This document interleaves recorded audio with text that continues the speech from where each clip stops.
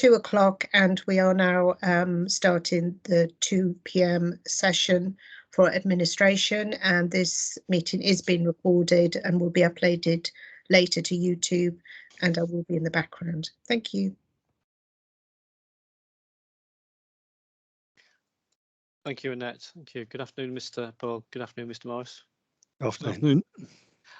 This is just a purely an admin session, really, just to catch up on primarily outstanding items of work, and really just to help both us and you as to what needs to be done, so that you're not working on the wrong things and we're not waiting for something that you're not aware of. So with Annette's help, I believe you've got a list.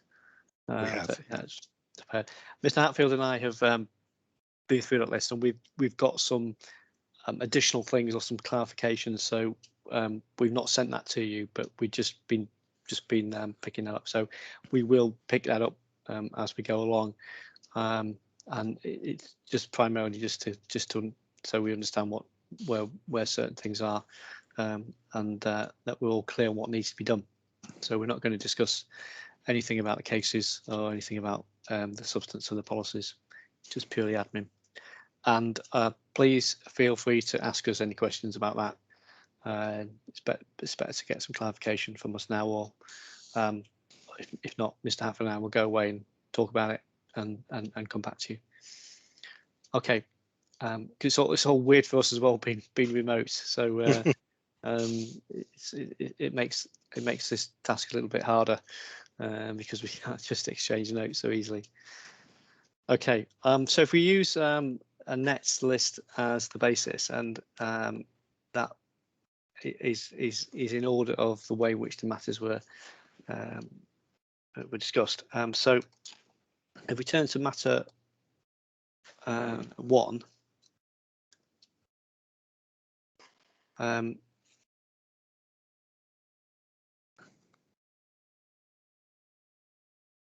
the opening statement to the document list. I presume that is the Annette, has that been done? That the council's opening statement been added to the library? I believe it has been done.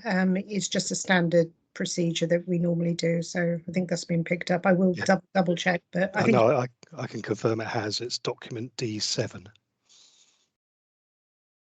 So that's the introductory statement from Mr. Nelson. Opening statement. I think Mr. Worden is frozen. Yeah, it has, yeah.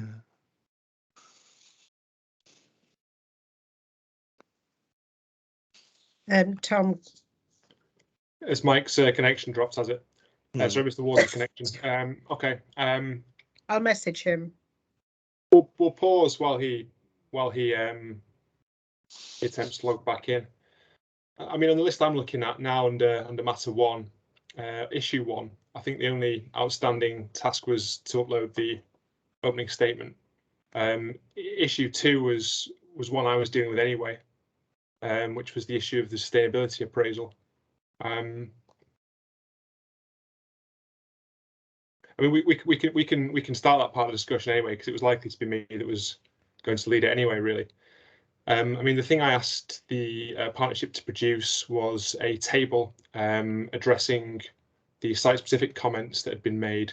Are the partnership clear on what was required with regards to that piece of work? Oh, sorry, Mr. Burrow, you're on mute.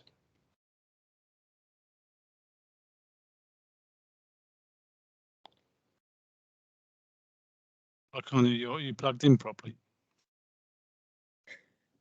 We just tested this.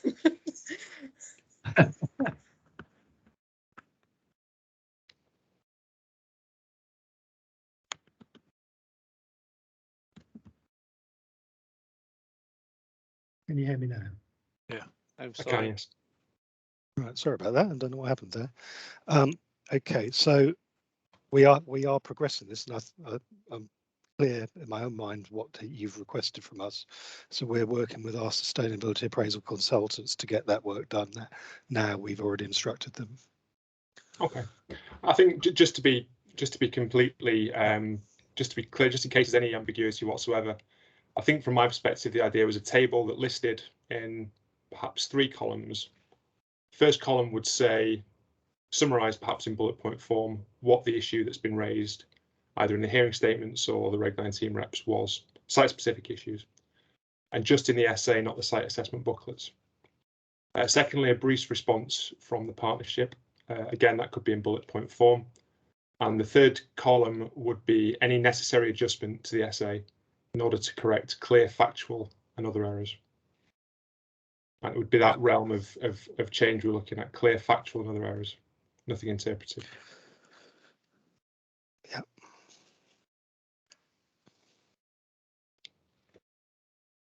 I'll check that that's the message that's got through. I'm pretty sure that has been passed on, but we'll check that and make sure that that's what's produced.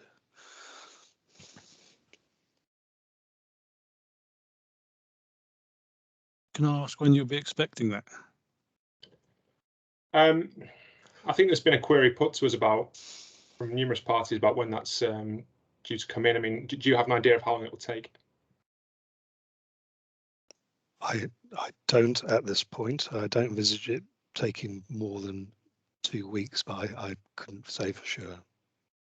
Okay. Okay.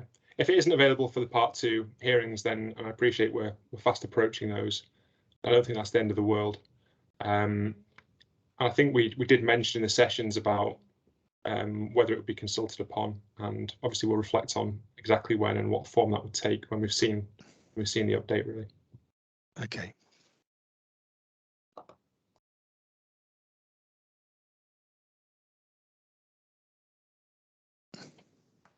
Okay.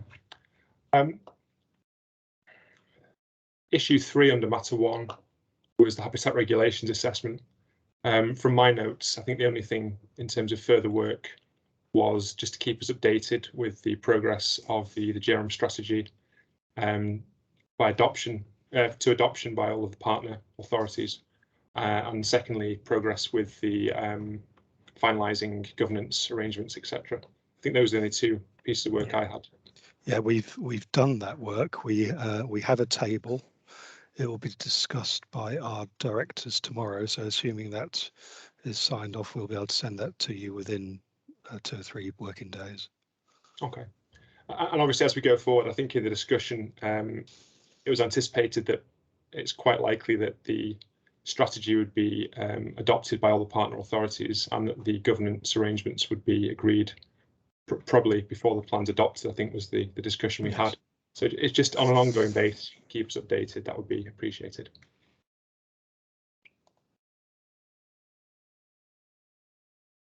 I think that's all I had for matter 1, Mr. Warden. Did you have any further matters to discuss? No, thank you. Sorry, I lost my connection there. Thank you.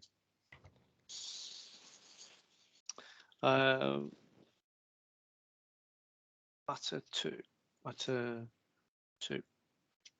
On the vision, there's some of these where you'll come back to us with some wording, and some of these are specific pieces of work. So on issue 1, you were going to look at whether the vision could be clarified in a way it was set out under section 3 of the policy. I'm not asking you to explain that now, but is that something that's in hand, and you're clear about what was suggested? Absolutely clear what we need to do, and we do have some ideas for how to present that more clearly. Just do have a question with you about this, because obviously there's a number of main modifications we're going to be proposing, and our main modifications will have to have sign-off. We have delegated authority for sign-off. Would you like to receive the main modifications at a point in the future at one time, or would you accept them in the tranches? They will build up, and it's possible that we may go back as we go through the plan. It's possible that early ones might need further change, I suppose. But what's your process in terms of getting them signed off? Is it So I suppose there are things that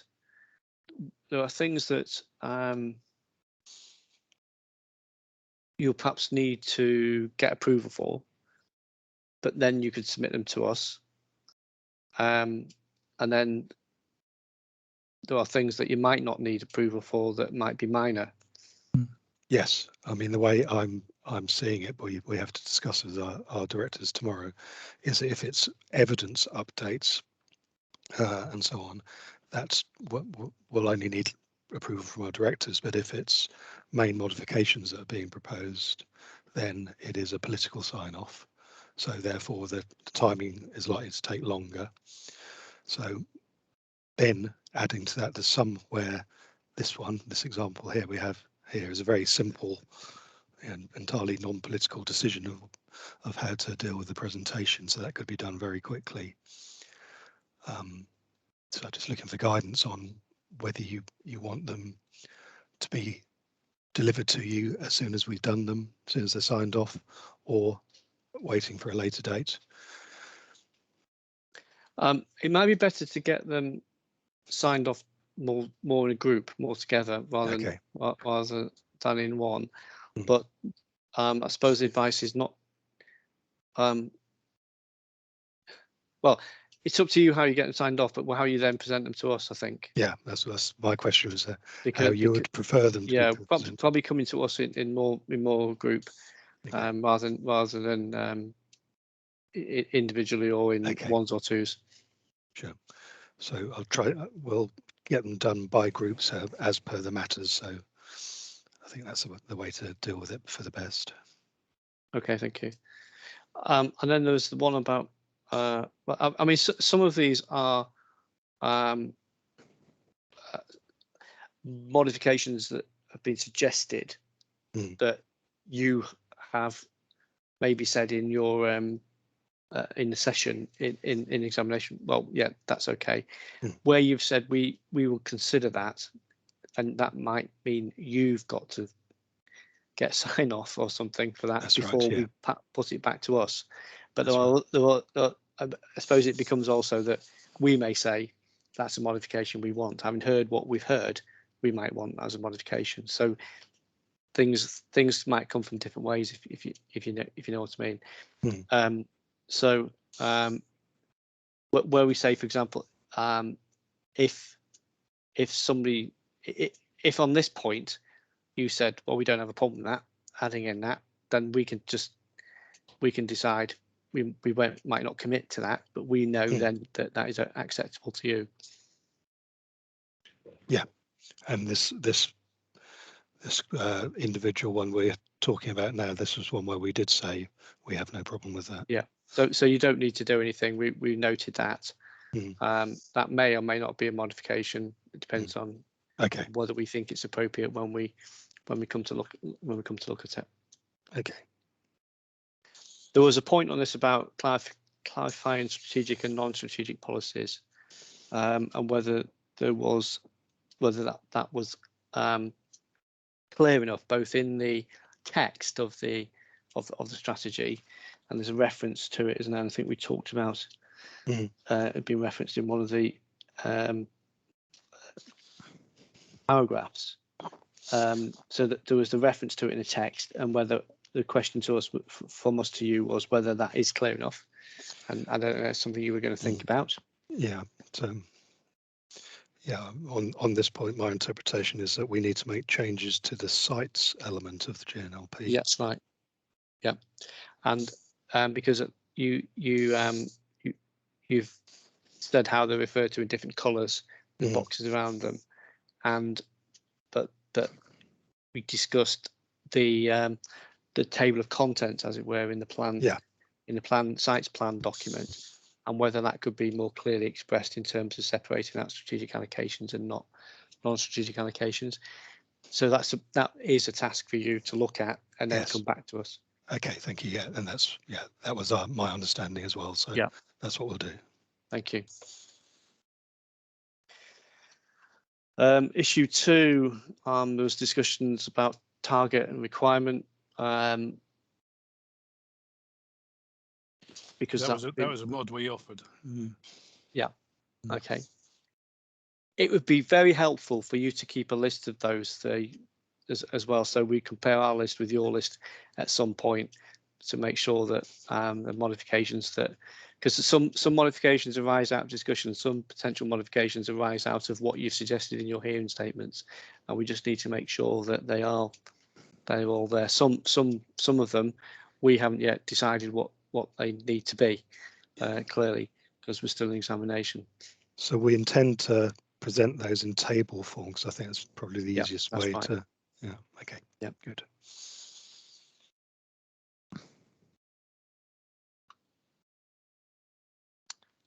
And then on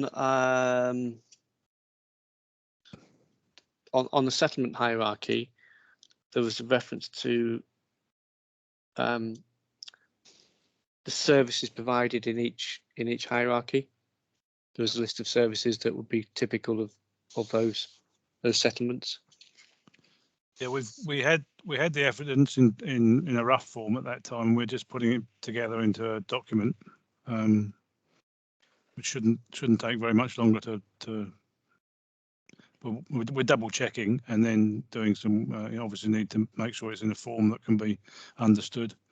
So that shouldn't take too long. Thank you. Again, it comes back, I think, to when would you be expecting to see it?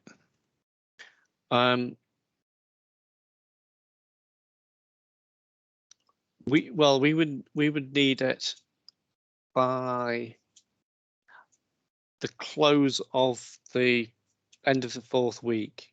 Okay, that's no problem. Because we will return to where we are in a second. We'll pick up matters that are still outstanding, but we will need it before effectively the examination hearings finish in that 4th week. Okay.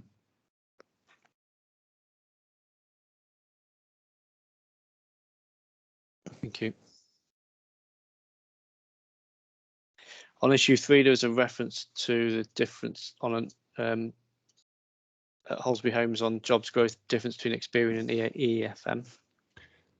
That was, I think that was an issue I led on. I think the issue there was there's quite a difference in the profile of jobs growth after 2022 between those two forecast figures. My recollection of the session was that the partnership wished to have some time to reflect on that point. And so I said I'd be happy to have a brief kind of note on it afterwards. It doesn't need to be particularly detailed, just setting out your response to that point that had been raised by Holsbury Homes, I think it was. I do recall a request by Holsbury, the representative from Holsbury, or a question, I should say, about whether we consulted on that. I suspect if it's a brief factual response, it wouldn't need to be consulted upon. But obviously, I'll wait and see what you say. Yep, we've got that in train. Okay, thank you. Matter 3, Mr. Hatfield, do you pick up some of these? Matter 3 was the policies we ran through from 7.1 onwards, wasn't it? Okay, issue 1. So the first point I've got is the partnership to provide a historic delivery rates on an annualised basis in the city centre only. That was, it didn't need to be disaggregated by housing type, just total housing delivery within the boundary of the city centre. And I think you mentioned at the time that was the mention of there being 2 electoral wards which quite closely mapped. Yeah, there are 2 wards which closely map the city centre, Thorpe Hamlet and Mancroft. Mancroft goes slightly to the west, Thorpe Hamlet to the east. We did look over the video of our discussions at the hearings, and you mentioned city centre and surrounding area. And we have started to do some work based on that, because I think you visited previously all those new flats that have been built down by the football ground. They're actually outside the defined city centre, but within Thorpe Hamlet. So the work we've done so far has included those.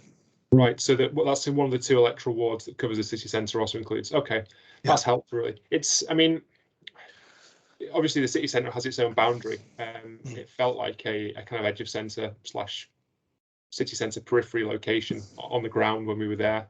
We did visit that area, and we looked across the river at the Carrow Works site from that point. So it would be helpful if it is helpful that those 2 wards cover that area. So yeah, number of houses delivered per annum Yeah, would be helpful contextual information. we've done that, yeah. So Okay. we can provide that to you. How many years back have you gone out of interest? We've gone back 5 years. 5 years. Is that okay? Is that okay? That should be enough. Yeah, thank you. Yeah, we put a figure in for pre-economic recession, pre-2008 economic recession, just for 1 year, but the analysis has been over the last 5 years. Okay, thank you. In terms of my list, I've got some detailed modifications, which we can probably cover separately, really. There was one relating to removing land east of Norwich City FC from the area signposted as potential additional land, given it's an allocation, so it doesn't really sit there. Yeah. There was the point about adding a caveat where permission is required in front of loss of existing floor space will be resisted. For clarity, I think that was the discussion we had in relation to loss of office space. Obviously, there's an awful lot of PD rights available. What else have we got? Adding the Article 4 direction and any supporting justification to the examination library. I did have a query about the Article 4 direction, because we certainly we can add the direction itself into the library, but we also discussed the map of where it applies, and I don't think we were clear whether that's something you want as evidence for information, whether you would want that to be part of a modification to the plan to include a map within the plan of where it applies. It's helpful as contextual information. In terms of the policy, my recollection was from the discussion that, because I think the discussion went along the lines of, I think there was some question about precisely where it would apply to. So if the Article 4, if there is a wish within that policy to restrict the loss of office space to, for example, residential, after an Article 4 is introduced, does that policy wording need to be explicit that it just applies to the Article 4 direction area? I think that was along the lines of the discussion we had, wasn't it? And it was a point for clarity, really. So I think it's one for you to address in perhaps rewording that policy. If in your view, the justification for restricting the loss of office space applies mainly to the Article 4 direction area, and I can see the logic behind taking that approach, then I think the policy needs to say that for clarity, just so there's no uncertainty about areas outside of the Article 4 direction area. And whether that's done through a map or through some other means, I'll leave to you, really. I mean. Okay, thank you. Okay, in terms of the list I've got here, so I think, again, you'd suggested I've got here that the partnership had suggested in the hearing statement in relation to leisure uses in the city centre, and that was in relation to I think there was a specified city centre leisure zone from recollection, and your hearing statement had said that you felt that was no longer justified vis-a-vis the framework. That's to be added to the list of main modifications from my perspective. And I think I can't remember if it was Mr. Morris in that session mentioned that he would consider some of the modifications, detailed modifications that have been suggested by Western Homes. It was just one for you to consider, and that's again on my list. That's everything I've got under Matter 3, Issue 1, which more or less encompasses Policy 7.1. Unless there's anything else you wanted to ask on that point. No. Okay. Issue 2, which was Policy 7.2. We had a discussion about, for example, Policy 7.4 includes a rural exception sites clause in relation to affordable housing, but Policy 7.2 and 7.3 don't. My recollection was that you'd said that it was always your intention for those other settlements, the key service centres in the main towns, to also have an affordable housing exceptions policy, rural exceptions policy. So it was for you to reflect on how that could be incorporated in the wording of those policies. That's the only thing I've got for issue 2. Obviously, that applies to issues 3 and 4 as well.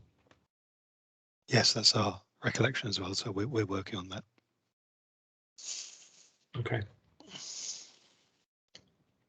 Issue 3, I've got nothing further on my list. That was the key service centres. I think we need to provide a written response to Mr. Ivins on this. Mr. Ivans, of course, made comments on the matter 4. My recollection is Mr. Bird suggested that was something you wanted to provide. So yes, we will do so. Yeah.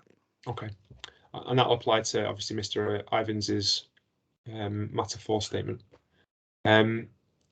Issue 4, I've got here. There was a suggested modification, I think, in the partnership's hearing statement under issue 4. Off the top of my head, I can't remember what it was. I'm going off the list, but I've got here to add that to the list of main modifications.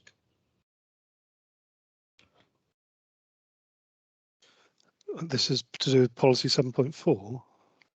I think so. Let me just have a quick look at I think you asked us to take out the reference to infill in the policy because you said it was it created confusion, wasn't necessary. Well, it's for you to consider. I mean, yeah. Perhaps this comes from me dealing with too many greenbelt appeals. Yes. There's a category of development that's allowed. I mean, I appreciate this isn't a greenbelt area, but the term infill has relevance in that context because one of the types of development that's not inappropriate development in the greenbelt is limited infilling in villages. And so when you have those type of appeals, there's always a debate about whether A, it's limited, and obviously that's a scale question, B, whether it's in a village, which there's some interesting case law about, and C, whether it's infill. So you have this debate about whether something constitutes infill. Is it surrounded, for example, on 3 sides? And so I think in that context, my question for you was, did you want infill in that wording? Or were you content that if the site is within the settlement boundary, it's acceptable in principle? Or does it need to be infill in addition to that? So it was perhaps one for you to reflect on. If you're content that if a site is within the settlement boundary and it's acceptable, then you don't need the word infill. If you think that it also needs to be infill, which is usually defined as being surrounded by at least 2 sides by existing residential development, usually on either side, or then you might want to keep it in. But it struck me as that it might have been added in without perhaps understanding that point really. We will. That is a main modification, and we will need to take that to get sign off. So we'll give it further consideration and come back to you. Okay. I've got as well partnership to alter wording of policy to reflect stronger wording in the framework. This was in relation to where viability. It's the point about where you have an affordable housing exception, rural exception site. Framework allows for an element of market housing to be provided to cross-fund it. And I think let me get the precise wording up that you'd used in the policy. I felt it was weaker than the wording in the framework, which was intended to achieve the same thing. And so in order to ensure consistency with the framework, I felt using the framework terminology, which was stronger, should be a main modification. Let me just call up policy 7.4 to be clear on that. Okay, so policy 7.4, you have midway down the heading, additional sites may be provided in village clusters by, that's points 1 and 2. Point 2 says affordable housing and development, which may include an element of market housing if necessary for viability. And I felt if necessary for viability was quite a bit weaker than the framework. The framework term is where essential to enable the delivery of affordable units without grant funding. And that wording's quite a bit stronger, and obviously is the wording of the framework. So I'd mimic the wording in the framework in that point. Thank you.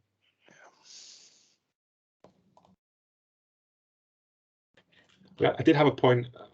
I haven't called your statement up yet on. This was matter 3. I've got reference in my notes to it, to incorporating a modification you suggested, so I'll leave that one with you. Okay, that's everything from my perspective on issue 4. Is there anything else that you had that I'd missed? No. No. Bill? No. No, nothing. No. Okay, and issue 5 was policy 7.5. 7.5. Obviously, we had a long discussion about that. And I think where we left it is it's for you to consider what the aims of that policy are and how best to achieve those. So I'll leave that one with you for now. Okay. Issue Could I 6. just ask about that on the timetable for that? Was are they what? How long do you think it would take you to get that? I think this. I think this will take some careful consideration, and we'll certainly have to go through sign off. So would it be suitable if we got this, I think we said earlier, by the end of week 4? Would that be okay? Yes, Mr. Hatfield, yes. That's fine by me. Yes. And I think what we've said for other policies where I think we've made a number of detailed comments ourselves, myself and Mr. Warden, if you wish to let us have sight of an early draft, we're happy to have that. Happy to offer that if that's helpful to you. I'm sure it would be. Okay.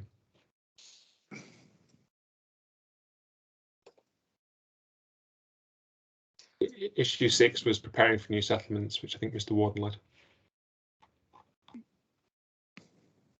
There are no, there's no work for you to do there in terms of my notes. So you had anything? No.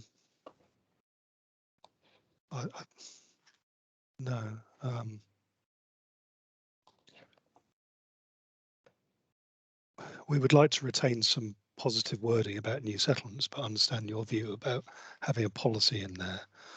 I'm happy to provide you with some draft wording that we would like to see in there, if that would be suitable. Okay, well, without prejudice, we would receive some wording. Mm-hmm. Thank you. But it wouldn't include a policy; it'd be draft text. And if you could indicate where in the plan you thought that should go, that would be helpful. Okay, certainly.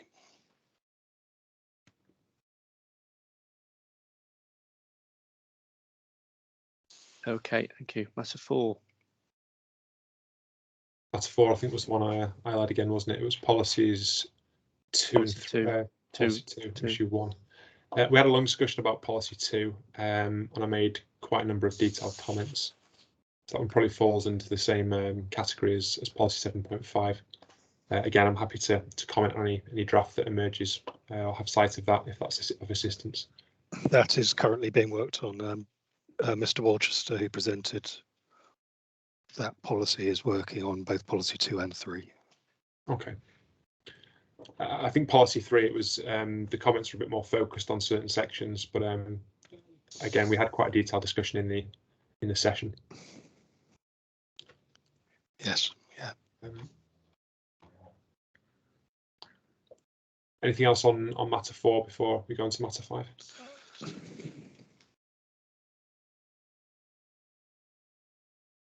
No, I don't think so. I think it was quite clear that you expected main modifications to the policy, and as I said, we're working on that now.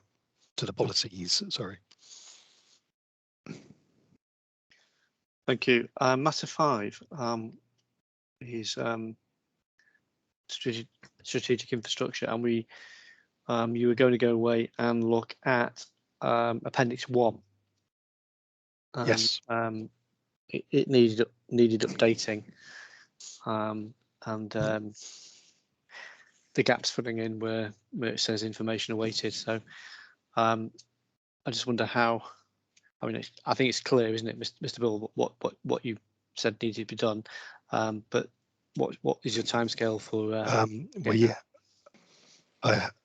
A member of the team is working on that at the moment. I've not had a first draft back. Again, if we could say the end of week 4, I would hope to be able to get it to you by then. Thank you. I can't guarantee, but I'd hope to be able to get it to you by that point. We are working on it. Thank you. And also, there's a need to tie that into the plan to say that Appendix 1 may change. It's not fixed, and maybe yes. maybe updated during the course of the plan as effectively as a live document. I intended to do that through amending the introduction, which isn't very clear at the moment. And also, I think that you wanted clarity on how it will be monitored as well. That's right. Yeah, yes. So we'll include that in the introductory section. Thank you. Thank you very much. Thank you. Transport for Norwich strategy is now on the examination website. That was another one on my list, but that's fine. Thank you. Matter 6 1, affordable housing. There was some modifications that you were suggesting in relation to affordable housing, and then through the discussion, I think there were 2, which related to student accommodation viability issue, and then there's viability in relation to older persons homes, about viability testing at the decision-making stage. So we just would need a revised policy wording back from you, which took account of those concerns.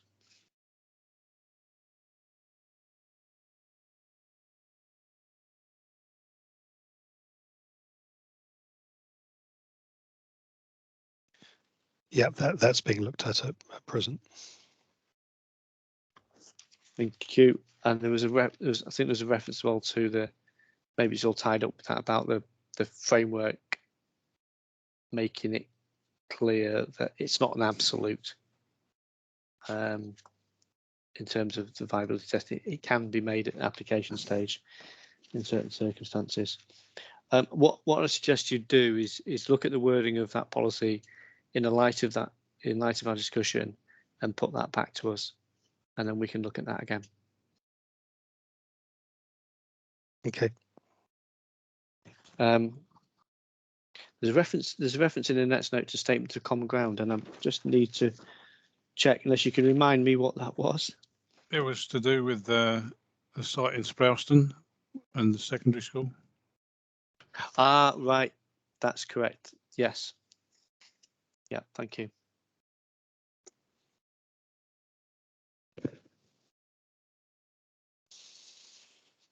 So is that in hand?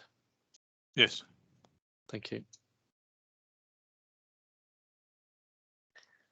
Okay. And then we're going to return to, when we get to look at monitoring, we're going to return to the M4 point under monitoring when we get to monitoring.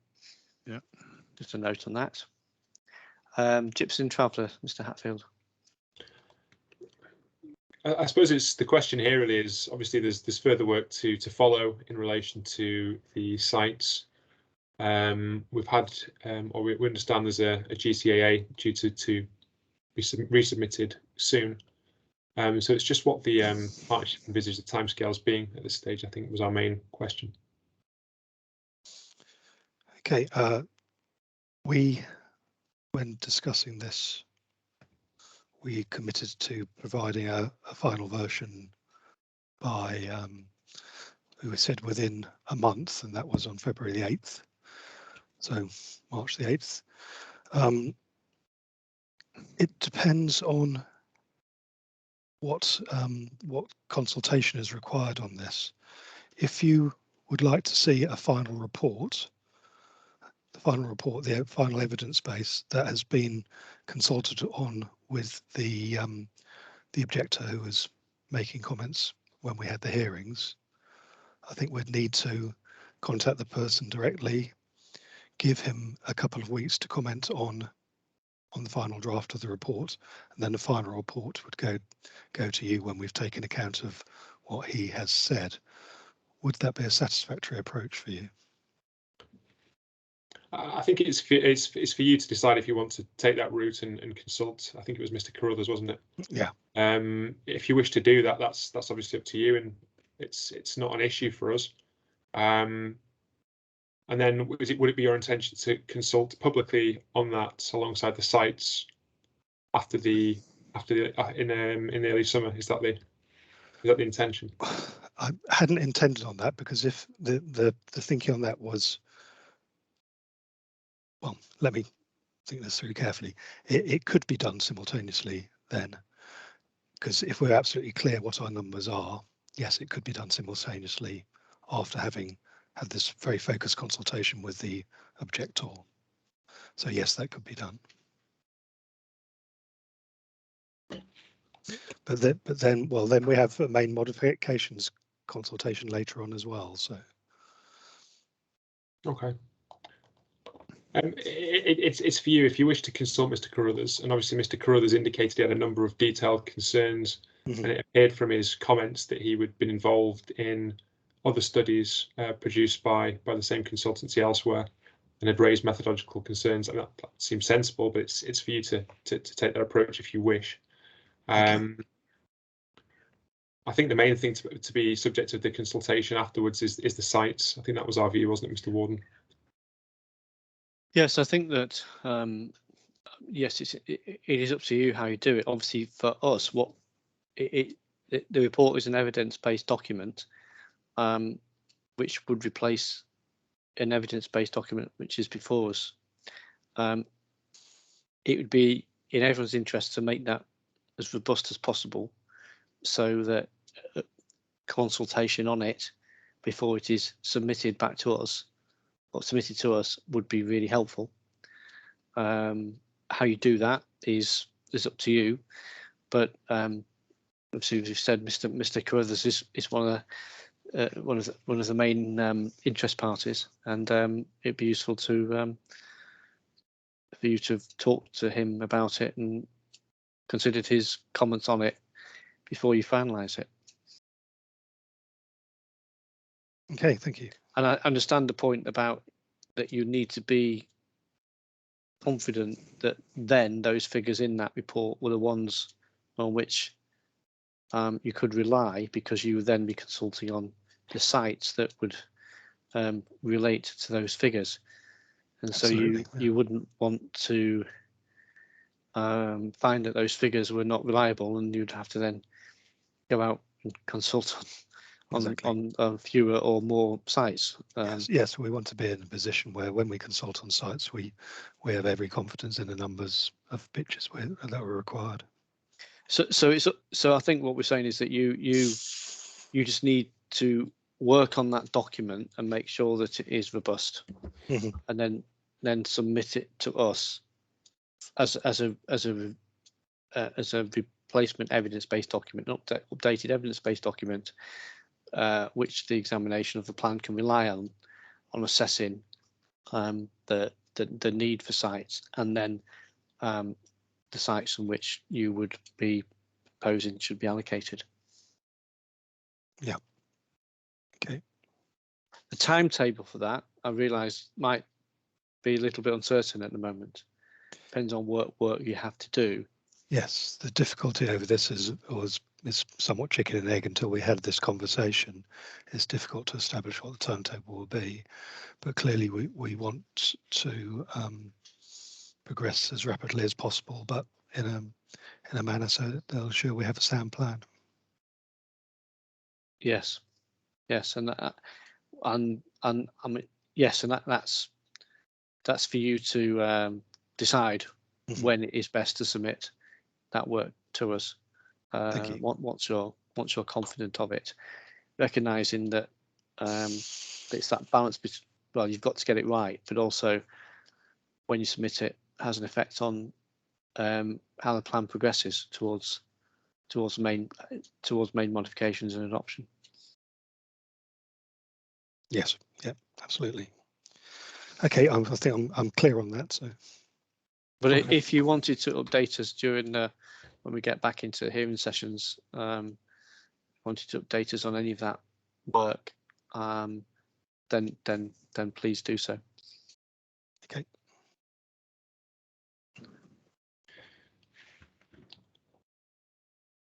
In addition to the further work, there was a bit of a detailed discussion on that part of the policy from recollection. I think it was two points that I've got. One was to reflect on the approach to accessibility and the wording you use with regards to accessibility for Egyptian traveller sites. I think the second was to focus on clarifying the third bullet point, which is provide for ancillary uses escaping. We had a discussion about how that could be clarified. Yeah, we are looking at both of those points, and we'll be proposing a main modification. Other than that, sorry, I lost you for a second there. What was that? Sorry. We are looking at both of those points, and we'll put those forward as a main modification. Okay, thank you. In terms of access, you pointed to our development management policies that take a slightly different view, so taking that into consideration. Okay, thank you.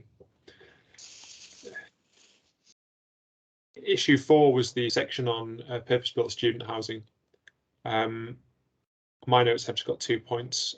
One is a bit more of a general point, in the sense that it says in the first sentence under that heading, development proposals for purpose-built student accommodation will be supported. I think we took the view that instead of will be supported, will be permitted should be the terminology used, not just here, but throughout the document, wherever that terminology is used. The second substantive point was about the UEA development framework strategy, and just rewording that first sentence so that the policy doesn't give the force of the development plan or to to another document which is not within the control of the local planning authority. So I think I suggested have regard to would be a way of achieving that. Yeah, we were clear on that, and we will be coming back with the proposed main modification. Okay, thank you. I think with regards to self and custom build housing, the only piece of work I asked for was there was a helpful table in I think it was the local housing needs assessment, which set out the number of people who were on the register for self and custom build plots on an annual basis over a 5-year period. And I think the piece of evidence I asked for was just the number of people who'd newly joined or left that register on a per annum basis, just to get an idea of churn within the register. I don't know if that's something you recall from the discussion. Yes, we've been looking at the evidence on that. It's taken a little longer to dissect it than we'd hoped, but we will be able to get you something. Okay, thank you.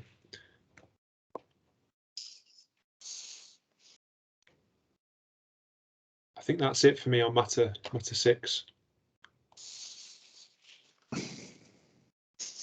Matter 7 was me as well, wasn't it? I led matter 7. Again, there's a couple of minor modifications. Sorry, detailed modifications we discussed. One was about the point. I think it was something I put to you, Mr. Morris, about having a clause in the policy that said that conditions will be applied to restrict changes of use from those permitted under Class E, G, and I know that's been approach has been taken in a number of other plans in the last year or so since Class E came through, to strengthen the policy and to give you the force of the development plan were that to be challenged at appeal. Yep. The other point again was having a think about the section. It was which I think was section. Let's call it up. It was the very final section of the policy under town centres. It was the first paragraph after the four numbered bullet points. I was again thinking about what type of, rather than saying the loss of commercial premises or local services will be avoided, it's thinking about how that could be sort of narrowed down to a more focused rather than such a broad brush restriction.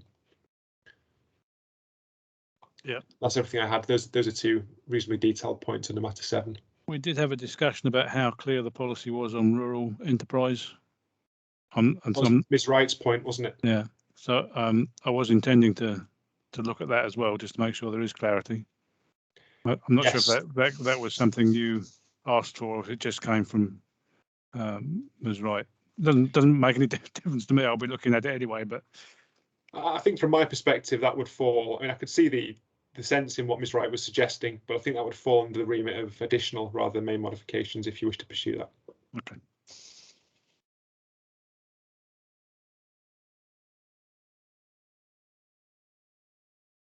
Okay, so that concludes matter 7 from my perspective.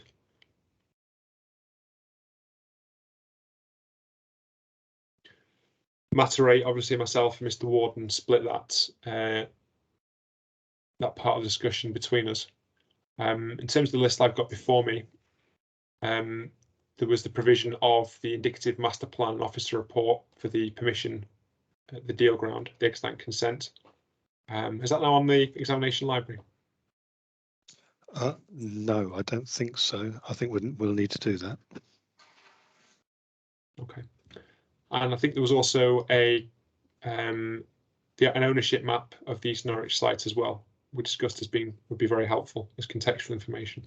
Yeah, Yep. we'll pass both these on to our Norwich colleagues and make sure they're done as soon as possible.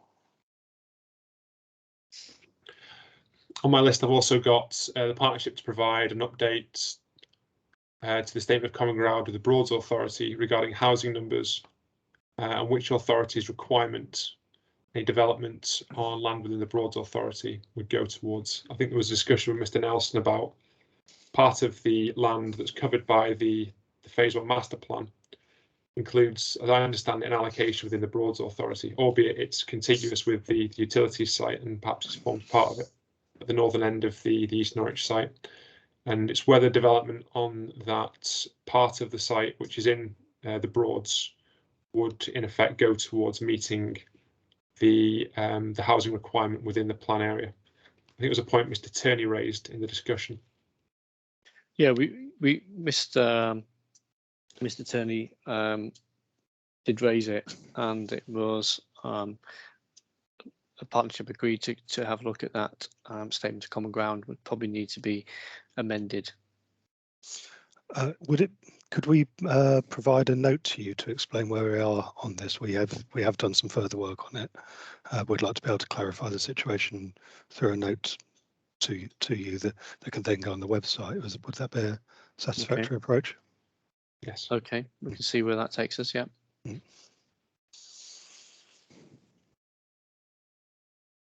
Cool. I've got a note here. Partnership to provide show detail on the trajectory before March. I can't quite recall what that related to. I don't know if anyone else can help out with that point.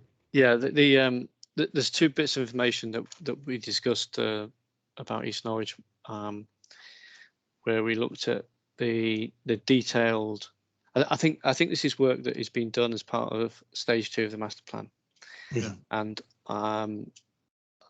it would be helpful to us to have that information, and that related to the detailed trajectory, because it was accepted that the trajectory within the plan, I can't remember the document number, but the trajectory with all the housing sites on was probably not right for the East Norwich site, and with the high numbers that was there in the middle part of the plan, I understood from the discussion that there was work going on which would clarify that. So that would be helpful to us to have that clarification of those numbers that are set out on the trajectory for East Norwich. Yes. Related to that is the work on viability, which is being done as part of stage 2 of the master plan. Now, when it was on that session, it was said that some information might be available before March the 7th, because I understand it was going to reports are going to cabinet, or it may be June, and we're just seeking some clarification. But I think you need to tell us where that is up to, when we might likely get it. I appreciate you might not know that point now, but we will need some understanding of when we can get that information. Yes, I'm afraid I can't give you that clarity now, but just thinking, would it be with the Broads Authority, the homes in the Broads Authority area, the trajectory and the viability information, would it be worth us all tying this all up in one note back to you, so that you could have the latest update on the viability as well together? It can, if that provides what we need. But also I don't know what that information is. We think we will need to return to East Norwich in a second hearing session relating to East Norwich once we have that information. Okay. So when we're likely to receive it will influence when we're able to work out when we can have a second hearing session on it. Okay, so in which case we'll provide you with feedback as soon as possible on what we consider to be the best approach. Yes, it's the work that's been done on the master plan, and when Yeah. that can be released to us, when it's been done, and when it can be released to us. I mean the examination, Sure. because then we will want to test it. At the moment, it wasn't there in sufficient information for us to be confident on it when we had the East Norwich session, and so we might need to return to East Norwich to look specifically at that kind of information. Okay. So if you could give us an update as to where that information is, what form it's likely to be in, and when it is likely that you would be able to put it to us. Okay, so provide update on what and when.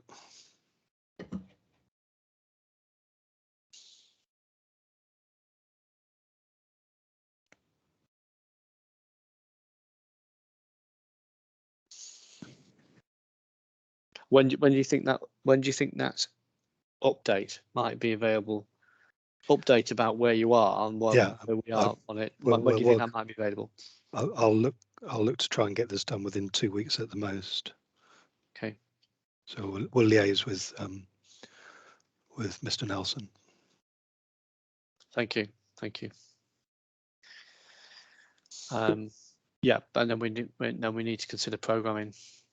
Once we know when information might come in, we will then need to look at programming and of picking up that hearing session again. There was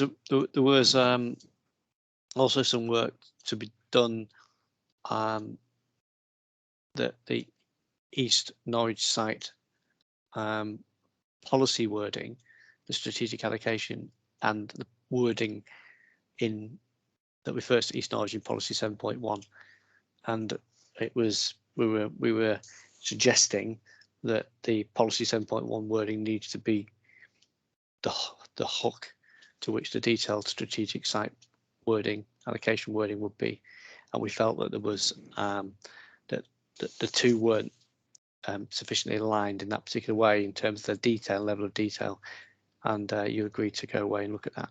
And yes, we have members of the team who are looking at that now. Okay, so again, that might be something that we'll need to return to when we do return to East Norwich. So the timing of when that might be able to be put to us, I think would be helpful. Okay. Yep. I think other than that, it was a number of detailed points about the policy, wasn't it? Yeah. Of which the most significant was the change to policy 7.1 and the incorporation of all the detail into the policy in the part 2 of the plan.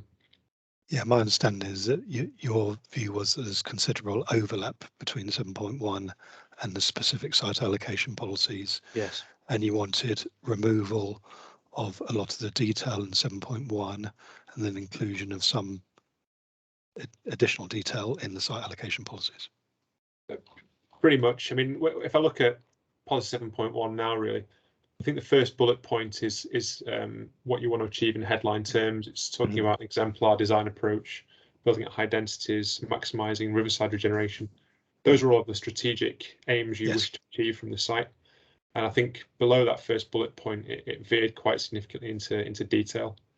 Danger with that approach is if you could have inconsistencies between the detail there and the details in the site-specific policy. So my view is all of the detail, I think our view, I should say, is that all of the detail should go into the site-specific policy with the high-level aims and overall approach, the hook, in policy 7.1. Yep. And the detailed comments, I think, obviously, is what we concluded the discussion on Thursday, wasn't it, Mr. Warden? It was just a number of detailed points we've made. I think, notwithstanding our early, just what we talked about before, it would be helpful in terms of policy wording, just for you to look at that policy wording, taking account of the things that have been raised and that appropriateness of whether some sits in what sits in 7.1, what sits in the detailed allocation, and taking account of the references in here that we've also raised at the session.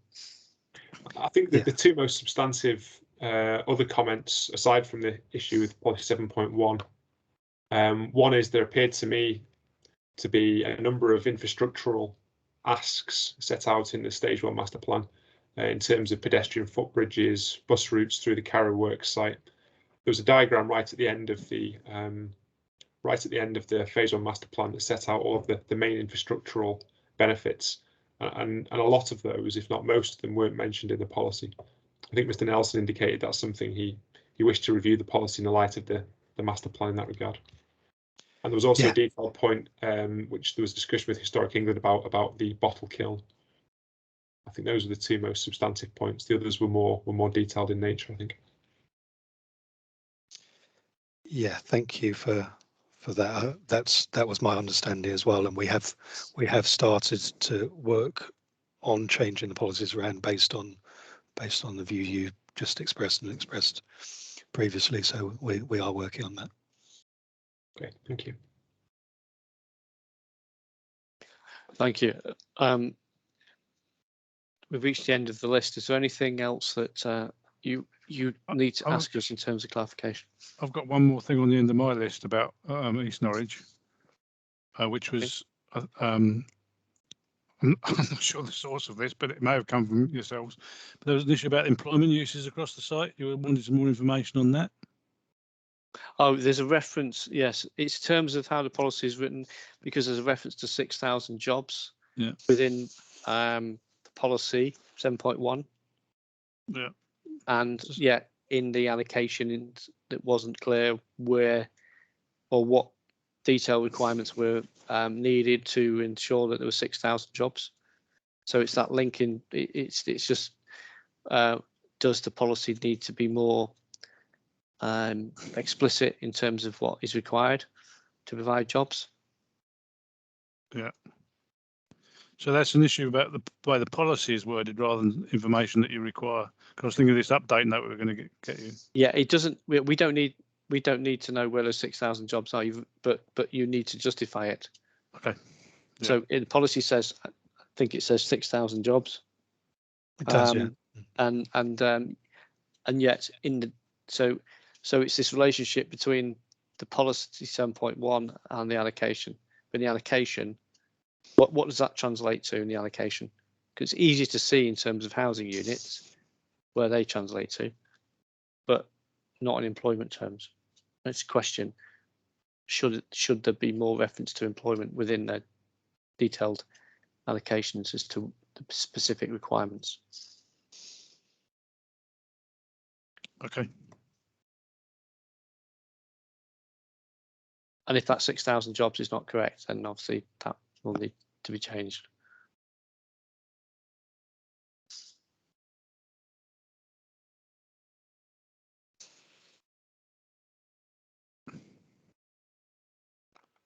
In fact, it might be helpful actually to provide a note as to what the evidence behind those 6,000, that 6,000 reference as well.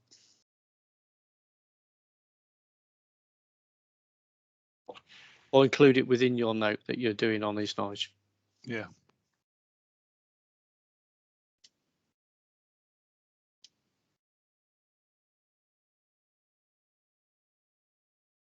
Okay.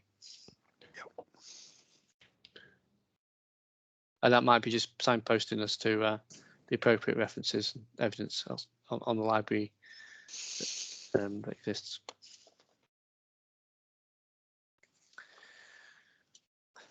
Okay, thank you. So are there any other points of clarification that you need from us, or anything that you've got that we haven't picked up? No, I think one or two points of clarification I've already asked you, sir. Were we going to raise the issue, Mr. Warden, of the update to this trajectory to 1st of April? Yes. You've indicated we've asked a question, and this is for later on. But you've asked a question about the we've asked a question: should the base date of the trajectory be updated from April 20 to April 21. And you have said you don't think it should, but if we think it should, you're happy to do it. How long would it take you to do that work, to produce an updated trajectory, to move it forward a year? So you bring in the 2021 completions and you move your estimates if they need to be moved forward. I think there's quite a lot of work in there, but it depends on. So we've got the 18, 19 and 19, 20 delivery in all of our tables in policy 7, 7.1 through to 7.4. You have that information in those tables. So to my mind, that's any update we make should be made at the end of the process, because it will affect every figure in those tables. But if you're talking about the actual delivery in 2021, we should be able to provide that information relatively quickly. Am I making myself clear? If it translates into specific tables, there's a lot of work in there, but the global figures are not too difficult to produce. Yeah, I mean, the tables will be consequential on decisions that we make. Yes, exactly. On numbers anyway. But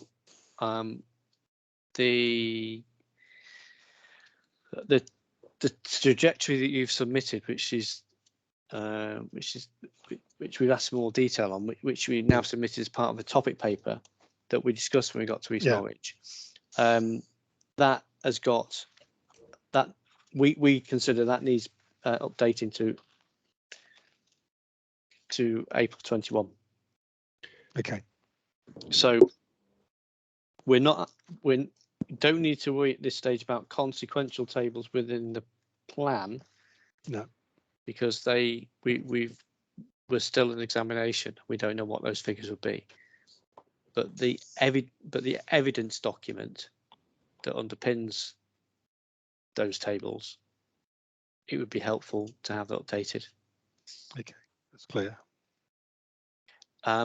And I suppose we're at the point of raising it now, because when we do get into the housing land supply discussion, and if we said, well, yes, we want it a little bit further down the line, because we will then use that updated version as a basis for discussion on housing land supply, rather than the April 2020 version.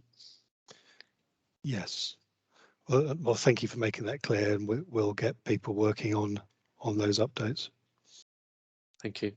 I mean, I presume that it's something that we're not asking for new information in terms of do number crunching. It's information that's already out there that just needs to be presented in that table. That's correct. Yeah. How long do you think it would take to do that? I don't know. I have to talk to the people who deal with the monitoring first of all. Could we do so and then get back to you on that? Yes, please. Yeah.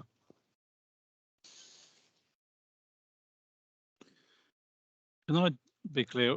We're just looking at rolling forward the start date of the trajectory by a year, and any consequences that might have.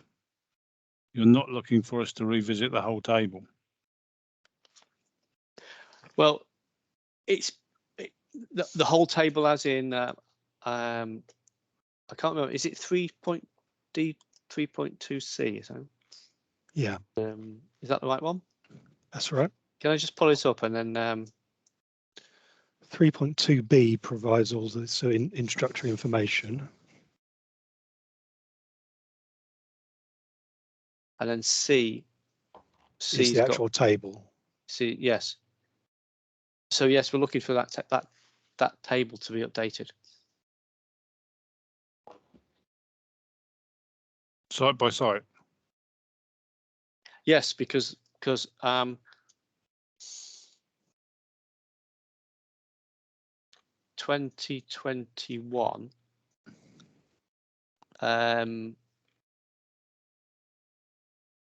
they need to be actuals. So effectively the 2021 becomes part of the 2021 becomes part of the completions. So I think there may be some misunderstanding here, because if you go to document 3.2b,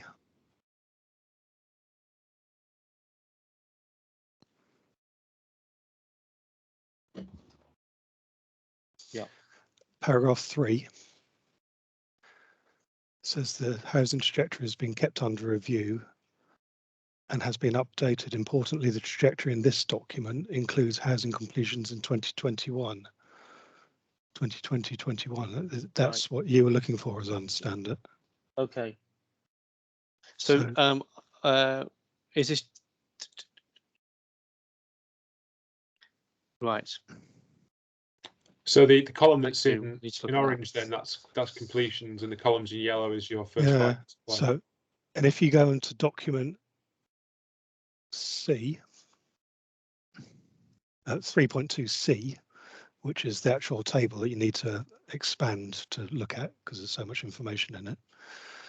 The first column in the sort of salmon colour before the yellow, before the yellow colours, that is 2021. So if you scroll down, you'll see, for example, Aylsham, 5 homes were delivered at Eagle House, Borough Road, Aylsham. 74 at Blowfield. So those figures are in that trajectory that we submitted just before Christmas. Right. So you've done it. Yes. Thank you. We anticipated your question. No, where my misunderstanding was lying is that the consequence of changing the tables later on, there's a great deal of work to do for that, but that depends on the outcome of the examination, doesn't it? So. Yes. And what does net homes at 1420 mean then? In the white column.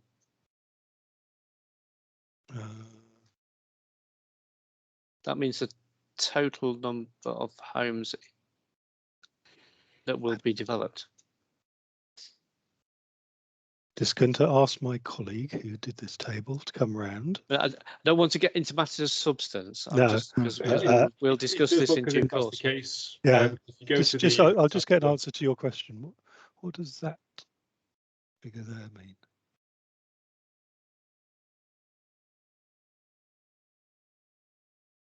Oh yeah, it's the sum of 25, 61 and 25, that first one.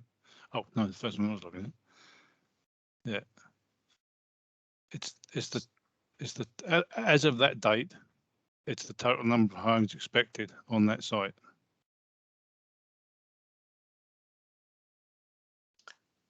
Right. Okay. So it's not the homes that have been delivered by 2020, it's the total expectation at that point. Yeah. From that point.